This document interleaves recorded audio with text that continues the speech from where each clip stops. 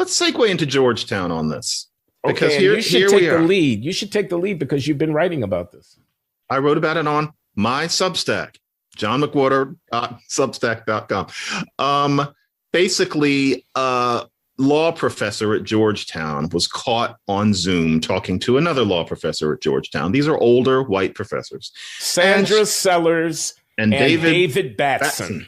And Sandra Sellers is saying to David Batson that she is worried that there are so many Black students that cluster at the bottom of the class semester after semester. She says that there are Black students who are not like that, which, I thought was a good thing for her to mention, especially given that she didn't know she was being listened to. It shows you that even white on white, there's at least etiquette. There's an awareness of how you're supposed to look at these things. But then she says that, the students cluster at the bottom semester after semester. And she rolls her eyes and she says she doesn't know what to do about it. And she seems kind of impatient about it. It's unfiltered. You feel like maybe, she had half a glass of beer or something like that. I don't mean intoxicated, but she's speaking very freely. She doesn't know anybody's watching. And so that got her fired. She offered to resign as well, but she was fired for the simple reason that for her to say that thing is racist. That's the idea. And a great many people seem to think that it's utterly incontrovertible that that is racist. And that brings us to, Glenn, something that's happened on your show, which was it in 2018 with Professor Amy Wax? It might have been 17. It was a few years ago. Amy, I just want to give the fact that Sandra Sellers was speaking to David Batson after they had done a Zoom recorded class on negotiation at the Georgetown Law School, and they carried on their conversation. And the recording protocol captured their post-class discussion, which was then disseminated to students, made available to them because the lecture was recorded for the purpose of students viewing it later. And hence this scene that you described went out to the entire class community. And it engendered a firestorm at Georgetown. The Black Student Law Association there at Georgetown organized the letter. The letter is 35 pages long or so, 3 pages of text and 32 pages or so of signatures of people in the Georgetown community and throughout the legal academy in the United States of America who demanded that Sandra Sellers be terminated and that David Batson be disciplined for. He's on leave, right? I think he's resigned, but now, John, I think that's the news this morning. I'm not surprised. But he was a bystander who failed to act. Because he just nods. Right. So It wasn't just racism. A crime was being committed, and he was at the scene of the crime, and he failed to rebut or discipline the expression of racism. So anyway, I wanted to, and you say this is reminiscent of the brouhaha around Amy Wax, University of Pennsylvania Law School, who on this show some years ago reported that she rarely saw an African-American student at the top of the class, top quarter, I think she might have said, or maybe even top half, and especially rarely in the top quarter of the students that she taught at the University of Pennsylvania Law School, which precipitated a similar firestorm of people demanding, of course, they demanded that she be fired, but she's a tenured professor, unlike these adjuncts. She couldn't simply be peremptorily dismissed, but she was barred from the teaching of required courses in the first year of the curriculum at the law school at the University of Pennsylvania. And that exclusion continues to this day, her dean having decided that she was no longer suitable to teach in any course that a student would be required to take at the law school. She chafes at that even to this day. These are similar situations. And I think it also bears mentioning that some students at Georgetown have said that part of the problem with Sellers' class was that a quarter of the grading was done on the basis of participation, and that Black students, or at least a critical mass of Black students, were uncomfortable participating because of Sellers' racism. And the question is, how did she display this racism in the classroom. So the idea is that maybe the reason that students cluster at the bottom is somehow because of racist discrimination against them or some kind of racist element in class discussion that makes it impossible for all but a few Black students to perform at the level that they otherwise would. Now, the problem is we don't hear what this racism consisted of. It's just assumed that it was there because Black students say it's there, and it's considered untoward to ask what was it, or if somebody gives half a sentence or rolls their eyes, that's supposed to constitute an answer.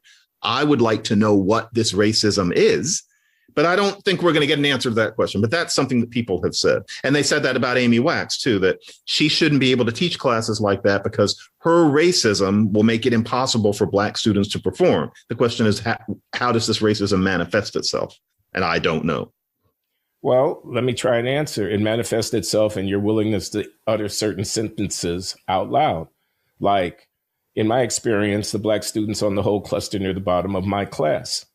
You uttered that sentence, that act of uttering that sentence, thinking that thought, of finding it noteworthy, of being willing to express it to others, is ipso facto racism. What's wrong with that? Okay. Don't you know how damaging that is? Uttering a sentence of that sort? Don't you understand what you're hurting? Don't you know who else is saying sentences like that? Eugenicists and racists and those who oppose affirmative action, conservatives, Trump voters, and so on. What do you mean? Is it racist? Saying that Black students are stupid is not racist? That's what you said in so many words.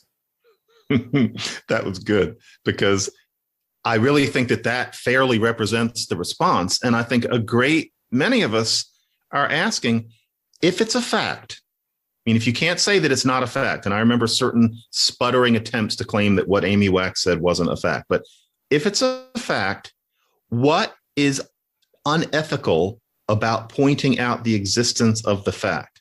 This idea that it's racist is very complicated because, of course, when a person points it out, generally, the reason they're pointing it out is because they're saying that we need to do something to fix this. They may not utter that exact sentence afterward, but you can find it from context. I openly say, I know Amy Wax. I talked to her about this, and that is what she meant. She was saying we need to be able to have a conversation about it. She didn't specify what the conversation would be, but in terms of Sandra Sellers, I think we can definitely say that she was saying this is a problem. She wasn't saying these Black students are just so stupid. Now, there's context involved. You could pretend to think that what she really meant was the Black students are just so stupid. You could propose it, but you'd be rather willfully numbing yourself to the fact that human interchange is based deeply in context. You can't just take isolated sentences and put them up into the sky. You have to think about what people mean when they're speaking to one another. And what most people are saying is this is a problem, but instead it's just thought of, it's racist to say it. And the only explanation I can think of is that people are thinking, don't you know, dummy, that the reason Black students cluster at the bottom of the class is because of systemic racism, I suppose. And then the question is, in what sense, which kinds of racism are creating this clustering at the bottom of the class? And when you ask that, you're considered to be some sort of naive, pedantic, obnoxious jackass. You're not supposed to question that closely, which means something's wrong here. Yeah, I think you have your finger on the issue, which is if you merely report racial difference in performance without an appropriate explanatory context, then you're committing the racist act. If you don't invoke all of the chain of history and of microaggression and of implicit bias and of, whatever, the systemic racism stuff as an account, you simply state the fact of the difference in performance, but you don't provide the contextual account, then it's deeply problematic. But you're also right that people never or almost never get down to cases. They rather repair to a kind of generic atmospheric invocation. Systemic racism, white supremacy. These are just, we're all supposed to know what they're talking about, and they're supposed to permeate everything So it's in a way no explanation at all. It's something that explains everything and hence doesn't really give you any traction about anything in particular. And what people are really after, of course, is not an argument. They're not after cause and effect. Rather, they're after a sentiment. They're after inducing you to join with them in a way of being in the world, a way of being Black in the world, a way of thinking about racial justice in the world. So they're not making cause and effect arguments. I mean, they're very, very thin. The disparity in observed performance, we're talking about speaking and writing, about legal analysis. Okay, it's a real thing. Cause and effect, inferring the structure of an argument from a text, being able to make deductions and inferences based upon a fact situation, being able to see contrasting relative importance of different assumptions to the validity or the weight of an argument that's being made. That's what we're talking about. Being able to see the point of the opinion and be able to compare it to other opinions and how it is similar and how it is different so that you can make a judgment about whether or not the appellate court properly, et cetera. We're talking about the law. It's not nothing. It's a specific thing. So, people are making these gestures about, it's an inhospitable environment. I saw I can't remember his name now, and I'll stop. I won't go on for very long about this. I saw a law professor at the Howard University Law School, an African American, on Roland Martin's podcast saying, and you would relate to this, it's about language, that the legal educational pedagogy is about language, and that African Americans come with a different linguistic orientation. Such that notwithstanding the fact that they may actually get it, the interpretation of their written response will be that they don't get it because you read them through, you don't really see that they're using the language in a way that African Americans would use it. The inference was, of course, at Howard Law School, where we're mostly African Americans, we would understand better the qualities of our students. But it's basically denying that there is a racial difference in the intellectual performance of the students. That's what Amy Wax reported some years ago. That's what Sandra Sellers was complaining about or was concerned about. You mean that Black students perform at a lower level? Yeah, that they perform at a lower level, or it's saying Glenn, I want to save you from something because people are going to spend so much time. You said racial difference. There are people out there waiting to pretend that you meant an IQ difference. I just want to clarify that that's not what you meant. Go ahead. No, it's not what I meant. I meant a difference in how well they answer the question or do the test. I mean, it could be right. IQ, but I'm not saying that it's IQ. I don't think that it's IQ. If I need to say that, but have you looked at you have looked, because in your Substack piece, you cite the statistics that Richard Sander collects in his careful statistical analysis of the law school admissions console's data from the 1990s about these thousands of legal scholarship applications that, and then he tracks these kids about how well they do after they get in, and they're clustered in the bottom of the class. 163 law schools. Yeah. Mm-hmm.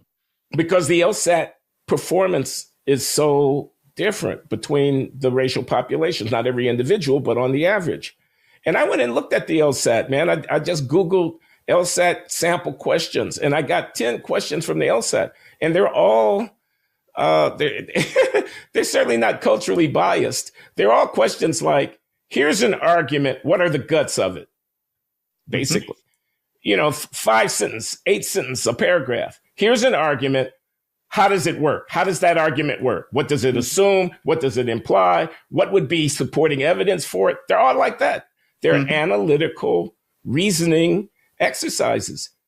You can't tell me that that's not related to being able to write a brief or parse an opinion or argue a case.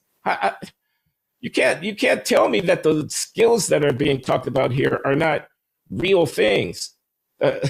So the underlying reality here is that at some of the best law schools in this country, there is a substantial number of African-American students who are performing in a discernibly inadequate manner in the classroom. That is either a true or a false statement. The evidence that we have at hand suggests to us that it probably is true. It's a consequence of affirmative action in law school admissions. And we have to decide, I guess we have decided we're going to live with it, that we're just going to live. I guess what we haven't decided is whether we're going to lie about it or not. Yeah, it's, and as to the degree of racism, for the person on Roland's podcast who said that it's about how people interpret Black language, that's gorgeous music. But unless this person can write a careful presentation of about 10 ways in which a Black person's quote unquote use of language in legal work, legal, educational, scholastic work can be misinterpreted when in fact they are exhibiting the same caliber of reasoning as some white kid who's addressing the same subject. Unless that's shown, then that is an utterly worthless argument. You can't toss off a sentence and a half on some podcast and pretend to think that you've made an impregnable case. And I'm not convinced.